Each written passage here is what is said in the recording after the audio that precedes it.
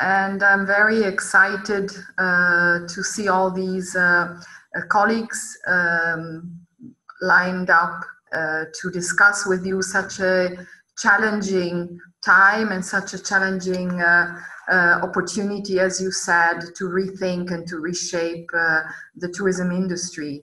And I'm very excited, and I welcome everyone also who is here with us and also I'm very ready to listen to all the questions and all the ideas that might come up, because this is something that it's a time of listening and also of exchanging and having a confrontation, and this is something that I'm doing also with my colleagues of other tourist boards in these challenging times.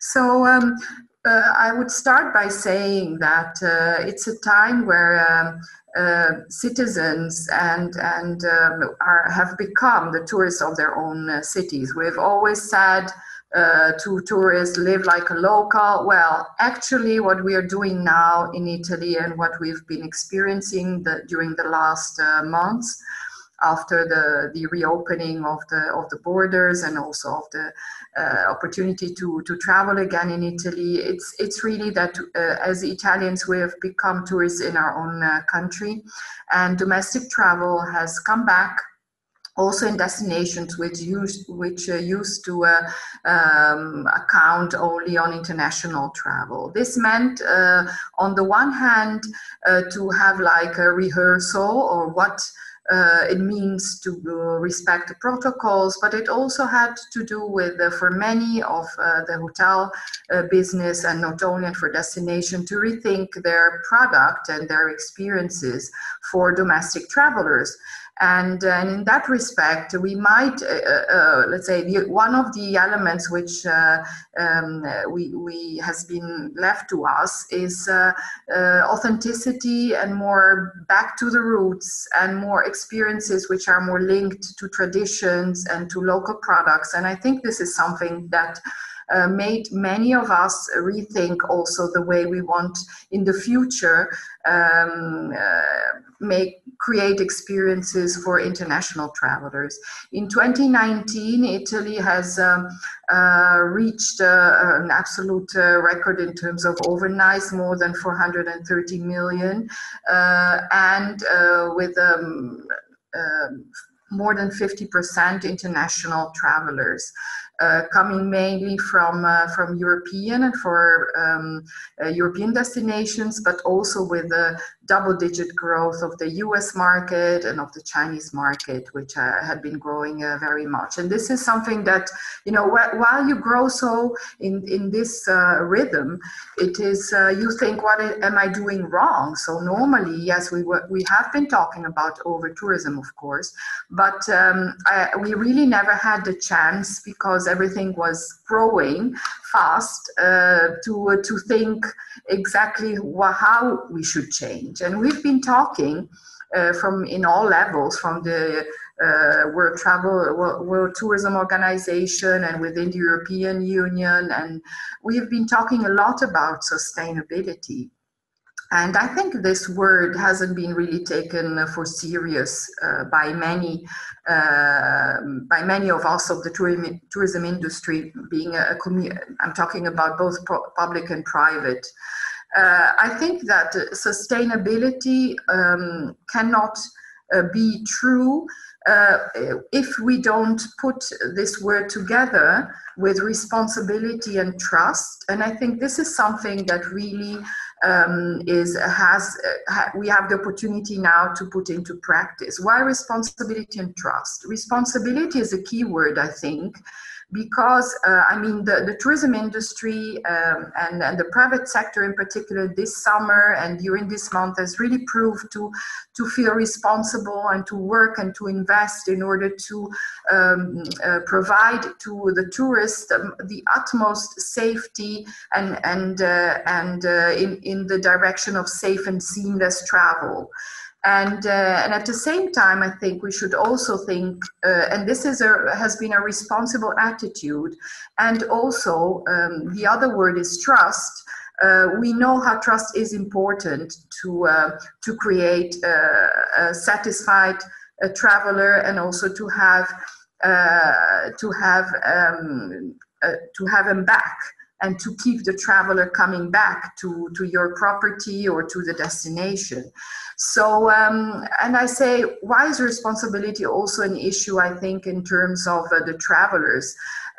Because also the tourist is responsible when he travels, to respect the rules, to respect the destination, to look for really, let's say, what is authentic. And in that respect, I think it's like a contract that the tourism industry and the travelers themselves have to sign in order to keep, let's say, the traveling as a really something that is part of our lives, and which we have been taken away now, and realizing how important it was, and really realizing how it is part of our lives, this kind of freedom of movement.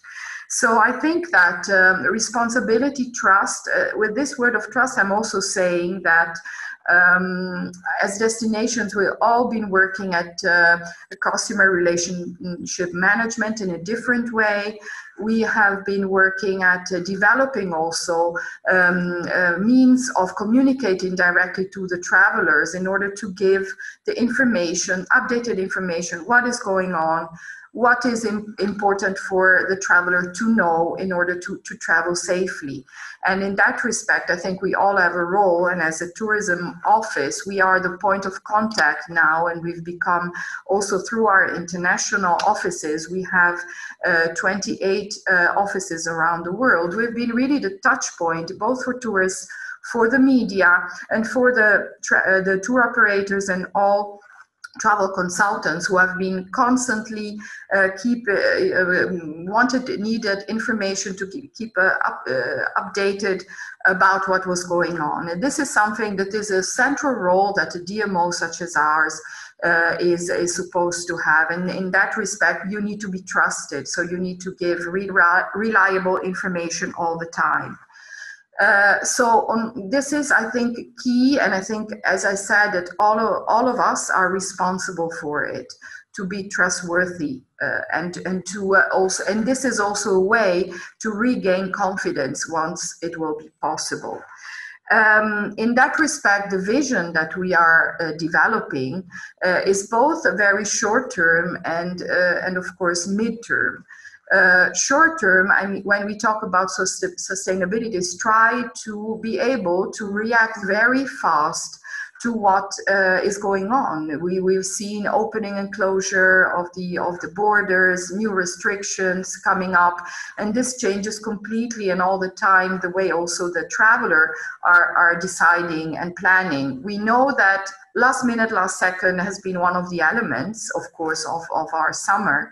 But at the same time, we also know that there are now ways, and there are proposals, especially by the aviation world and by airports, who are trying to think about these air bridges with controls and testing and tracking upon departure, which would allow in the future, in 2021 in particular, and this is a more short-term approach, to allow people to travel within a safety environment.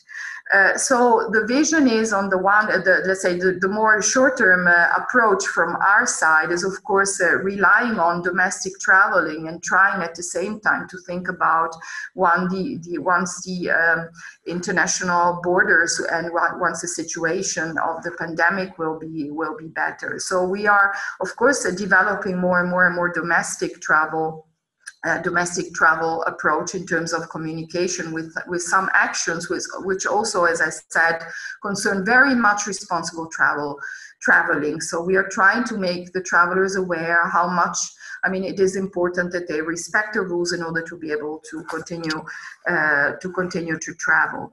And at the same time, we are keeping very high the brand awareness of Italy around the world, particularly focusing on our art cities. art cities have concentrated, let's say, the international travelers during the past years, in particular, coming, let's say, it is about 60% of our international travelers who concentrated in our art cities. So we do consider that the restart needs art cities to rethink. And this is, really a tough challenge for cities to rethink their role, and also because of the change in the business travel, in the meeting industry. So, I mean, the rethinking of cities is crucial, and I think it involves not only Italy but all cities. But we do think that Italy, being a country of cities traditionally and culturally, should restart with its cities. And this is why we are working very hard, and we have a campaign now going on to position and to reposition art cities around the world, with many investments, media investments that we are developing, especially, of course, on digital platform. And this is important. Also, the development of the rest of the country is very much related to cities. Cities are hubs, they have airports for arrivals, and the way I see also cities, that they're working much more and developing cooperation with let's say the backyards and the rest of the territory, all the less known destinations that also need to be, let's say, put on stage, but they have to go together. There used to be this kind of opposition between cities and inner areas, lesser known areas. This one of the things, another word that we have really learned during these very tough times is communication and community. I think that working all together, public and private, cities with the inner areas, nobody's an island. This is something that we couldn't work at in terms of also of building new governance systems. Is something that we couldn't work at before when the growth was there. So now we are working much more together. The National Tourist Board with regions, the regions within with the cities, public and private. I think this is really crucial, and I think this is really the biggest challenge when the tourism will restart. And when we see, and here I finish my presentation, when we see the data, we see a restart in 2023, especially with the growth of the domestic compared to 2019, and let's say the restart of the international starting next year and then coming up in 2023 with probably the same data as 2019 in 2024. So I mean, we have a path to go. So we have to really concentrate on the customer which will be able to travel. Which customer do we want to? So segmentation will be key in order to provide the best experiences to the clients, and also reshaping, let's say, the way we want our country to be promoted, and the way we want also to propose sustainability as an issue, but this time really concretely and not only in words. So I think this is a challenge we all have to face, and we are there to do that. And we are close to all, let's say, the tourism industry, and working together for this restart and this reshape. And I think we'll make it all together. Thank you. Thanks a lot, Maria Elena. Hello. And I'm back here. I have some question for you, some questions. Are you ready for questions? Yes, I'm there. I'm available, absolutely. Perfect. When it comes to future proofing in the hospitality industry, what should businesses and hotels be starting to change now in order to rebuild more sustainable post-pandemic?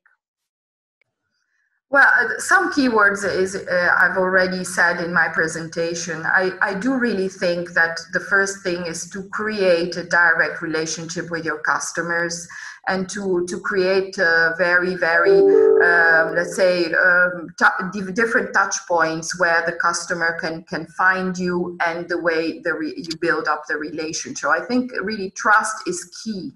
And I also think in that respect that also the tour operators, travel agents, and all travel advisors will especially, let's say, the more customized travel advisors and travel agents will be key because they have the relationship with the customer. They can build the ad hoc travel experience for their customers. So I really do think that the direct relationship with the customers and with, let's say, the intermediates that are trustfully for you is very important. So I think this is key to restart. And segmentation and really thinking with which kind of customer you want to cater for is again key. I mean, this is I think one of the elements when you have a lot of demand that is pushing. I mean, you are not thinking so much which kind of traveler would I like to cater for, and so what can I build for him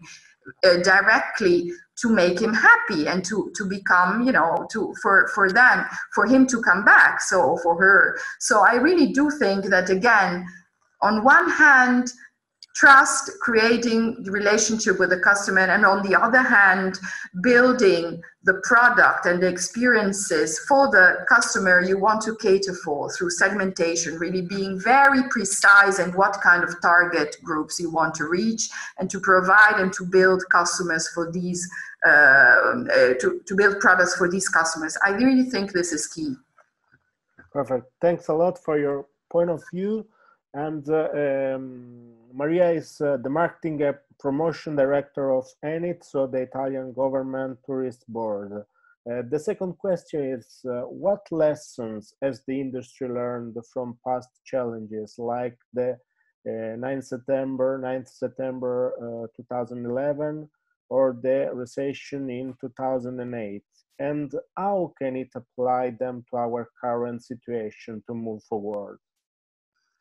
Well, an interesting thing that we are experiencing is that never since, let's say, the Industrial Revolution has the world lived in such uncertain times. In many respects, I mean, we thought, especially in the last century, that through science and through technology we could actually control everything. And we are back to pre-modern times when we're not so trustworthy. We didn't trust so much on technology and on science. We thought that something like a pandemic could never be touching our lives the way it does. So I don't think there is anything comparable to what is happening to us now, because we are living in uncertain times and we thought science and technology could solve all our problems. It is not true so far, and in that respect I don't think that it is comparable. What I do think is true is that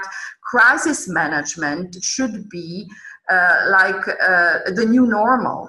I do think that we will be facing other crises, and this crisis is so, let's say, is teaching us so much in terms of crisis management, in terms of the way we communicate, the way we handle, let's say, also as governments, as public entities, let's say, with supporting the industry, supporting the people, the citizens. I mean, Italy has been, like many countries, has been supporting in domestic travel, and many countries have done the same. I mean, I think we are more ready to face crisis management, and I think this is something that we are learning now, and which we probably didn't do in the past, as in terms of creating a set of tools for crisis management. So I think this is something that we're learning now. And just another figure that I'm giving about how crucial and how different compared to all other crises let's say, what we're facing now. I mean, there has been a reduction of 18% of CO2 in the atmosphere, which has never happened in our planet earlier. This should, again, should be something we should think about when we reshape, let's say, the future that we want to see. So, I mean, it is something that is really unique and which we have never faced before, and which cannot be comparable to the previous crisis. Yep, that sounds good. And for the environment, of course, I have the last question because, you know, time is running, but we have time for the last questions. And what about the market, international markets and the targets? Because they, the keyword is in this period is not all the target coming in the properties. So what do you think about the international markets and targets for Italy? Yes. When Italy be opening its borders, of course. Yes, of course. Well, what we've been experiencing this year is that people have, to be more flexible, have been taking a car, and they've been driving by car in a let's say, more or less 1,000 kilometers, more or less, at most, because of the uncertainty of opening, closing the borders, etc. So I don't think that 2021 will be very different. So I think for Italy it will be domestic, and it will be, let's say, proximity countries, European countries who are able to travel, especially by car. You probably are aware of the data of the International Aviation Association. They're talking about a capacity next year in 2021 of about 20-25% compared to 2019. Of course, the long-haul markets will be mostly affected by the possibility to travel to Europe and to Italy because of this lack of capacity in terms of flights. This means that in terms of markets, I mean, we have to concentrate in 2021 to proximity markets, European markets, and of course, for us, keeping the awareness high also in long-haul markets, which will be probably, and here again, because of the loss of capacity, the prices for long-haul flights will be very high. So generally speaking, what we see in terms of segments is, of course, the high-end segments. So the higher part of the market will be less affected by the economic crisis, or will be more able to travel, and also, of course, more willing to travel. And so, generally speaking, let's say the high-end and the luxury, let's say, segment will be, of course, easier to motivate for traveling. So this is more or less the way we see for 2021 the situation.